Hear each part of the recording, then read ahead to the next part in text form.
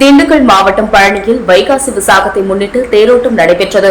அறுபடை வீடுகளின் 3ஆம் படை வீடான பழனியில் இந்த ஆண்டு வைகாசி விசாக திருவிழா கடந்த 16ஆம் தேதி பழனி பெரியநாயகி அம்மன் கோவிலில் கொடியேற்றத்துடன் துவங்கியது. 10 நாள் திருவிழாவான வைகாசி விசாகம் திருவிழாவின் முக்கிய நிகழ்ச்சியாக வள்ளி தெய்வானை முத்துக்குமார சுவாமி திருக்கல்யாணம் நிகழ்ச்சி நேற்று நடைபெற்றது. அதனைத் தொடர்ந்து வைகாசி விசாக தேரோட்டம் இன்று நடைபெற்றது. அலங்கரிக்கப்பட்ட திருத்தேரில் எழுந்தருளிய வள்ளி தெய்வானையுடன் எழுந்தருளிய முத்துக்குமார சுவாமி 4 ரத வீதிகளில் வலம் வந்து பக்தர்களுக்கு அருள் பாலித்தார். தேரோட்டம் நிகழ்ச்சியில் ஏராளமான பக்தர்கள் கலந்து கொண்டு அரோகரா கோஷங்கள் எழுப்பியபடி தேரை வடம்படுத்தி இழுத்தனர்.